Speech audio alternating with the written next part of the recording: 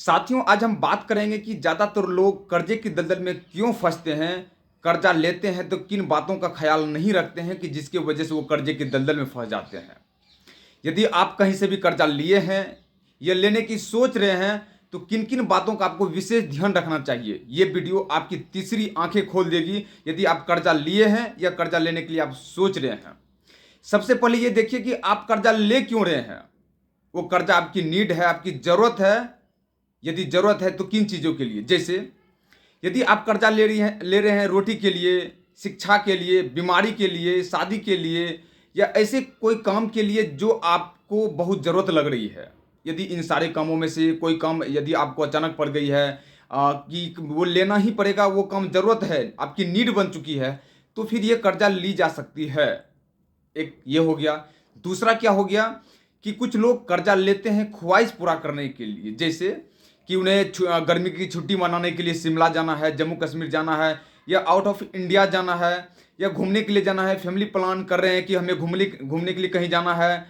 तो ये दो चीज़ आपको ध्यान रखना पड़ेगा। पहला कि जो कर्जा आप ले रहे हैं क्या वो कर्जा आपकी ज़रूरत है। यदि ज़रूरत है तो वो ज़रूरत के लिस्ट में किस स्थान पे आता है।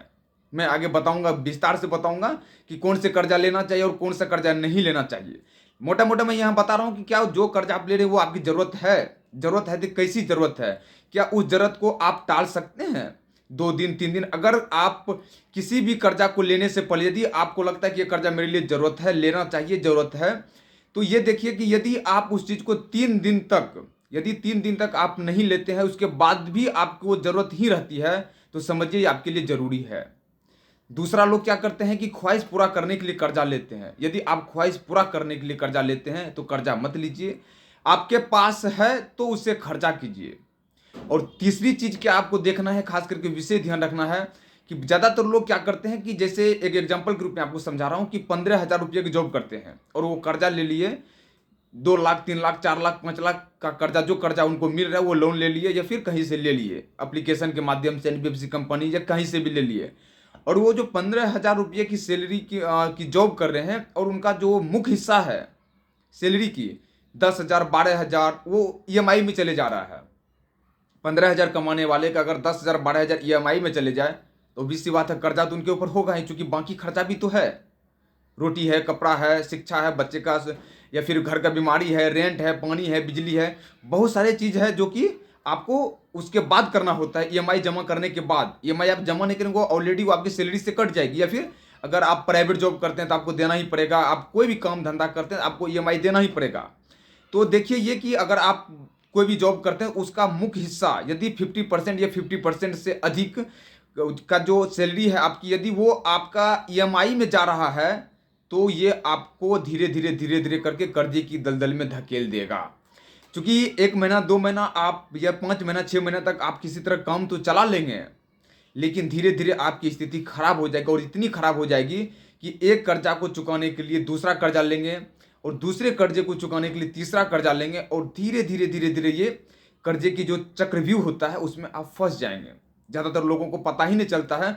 जैसे एक कर्जा लिया, वो कर्जा 3 महीना 4 महीना 5 महीने तक समय पे वो भर दिए और 1-2 किस्त बाउंस हुआ तो वो किसी और से लेकर के वो किस्त दे दिए ताकि अकाउंट एनपीए ना हो। एनपीए को बचाने के लिए वो किसी दूसरे व्यक्ति या दूसरी संस्था या दूसरी कंपनी से कहीं से भी लेकर के दूसरे इनकम सोर्स से लेकर के आप उनको दे दिए। फिर 2 महीना चला, फिर क्या होगा, पहले का तो ईएमआई आपको भरना पड़ रहा है, दूसरे का लेकर के जो आप पहले को दिए हो दूसरे का भी चल रहा है। अब क्या है कि ये 2-3 महीना तक चलेगा।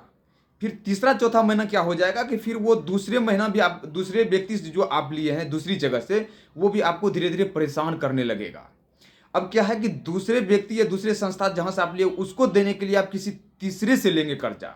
समझिएगा चक्रव्यूह में आप कैसे, कर्जे के चक्रव्यूह में कैसे आप फंसते हैं, मैं विस्तार से बता रहा हूँ। फिर दूसरे को लेने देने के लिए आप तीसरे से लेंगे। ये भी सर्कल आपको 3 से 4 महीना तक चलेगा। 3 से 4 महीना जब आप दूसरे को देंगे तीसरे से लेकर के, फिर वो क्या होगा कि तीसरे व्यक्ति भी मांगने लगेगा। कर्जा आपको उतरा किसी का नहीं है। पहले को देने के लिए आपने दूसरे से लिया, दूसरे को देने के लिए आपने तीसरे से लिया और तीसरे को देने के लिए चौथे से। अब क्या है, लगभग 6-8 महीने के बाद आपको धीरे धीरे धीरे धीरे चारों तरफ से जहां जहां से आप कर्जा लिए सब आपको प्रेशर करने लगा, सब आपके यहाँ तगादा करने लगा, घर पे आपके सुबह शाम फ़ोन करने लगा, आपको, आपके रिलेटिव को आपके घर पे आने लगा, इतना आपको प्रेशर करने लगा कि आपको पता ही नहीं चल रहा है कि आप अब करें क्या। कर्जे के दलदल में आप पूरी तरह फंस चुके हैं। पहले एक कर्जा था, अब फिर उसके बाद 2 हुआ, उसके बाद 3 हुआ, उसके बाद 4 हुआ, अब क्या होगा, धीरे धीरे धीरे धीरे 4-5 कर्जा हो गया। आपको समझ ही नहीं आ रहा है कि आप इस कर्जे के दलदल से कैसे निकलें। तो साथियों, सबसे पहले क्या करना है, पहला कर्जा जिस समय आप लेते हैं वो आपको ध्यान रखना है कि कर्जा जो ले रहे हैं वो कहाँ से आप चुकाएंगे। कर्जे के दलदल में आप फंस गए हैं तो पहले तो कोई कदम नहीं उठाना है। मैं अगली वीडियो में बताऊंगा कि यदि आप कर्जे की चक्रव्यूह में पूरी तरह फंस चुके हैं, 3 कर्जा, 4 कर्जा, 5 कर्जा हो रहा है और आपका सोर्स ऑफ इनकम बिल्कुल भी नहीं है, एक किस्त भी देने के लिए नहीं है और चारों तरफ से आपको काफ़ी परेशान किया जा रहा है, इस चक्रव्यूह से आप कैसे निकलेंगे, मैं अगली वीडियो में पूरे विस्तार से बताऊंगा। इस चक्रव्यूह को आप कैसे तोड़ेंगे, बारी बारी से क्या क्या कर सकते हैं, उसमें मुख्य बिंदु, उसमें काफ़ी थोड़ा लंबा वीडियो बनेगा, 6-7 मिनट का बनेगा, उसमें मैं आपको विस्तार से बताऊंगा। लेकिन मोटा मोटी मैं ये बता रहा हूँ कि यदि आप लोन लिए हैं या लेने के लिए सोच रहे हैं, ले रहे हैं, 3 बातों का ध्यान रखना है। वो कर्जा ले रहे हैं, क्या वो आपकी ज़रूरत है, क्या नीड है, या ख्वाहिश के लिए ले रहे हैं। आपकी ज़रूरत में क्या क्या हो सकती है मैंने बता दिया है, ख्वाहिश है तो उसको इग्नोर कीजिए। यदि आप कर्जे का मुख्य हिस्सा कहाँ खर्चा कर रहे हैं या आप एक बार देख लीजिए। मैं अगली वीडियो में आपको पूरी विस्तार से बताऊंगा। यदि कोई सवाल है तो आप कमेंट कीजिए ताकि मैं पूरी तरह से विस्तार से आपको बता सकूं। जय हिंद, जय भारत।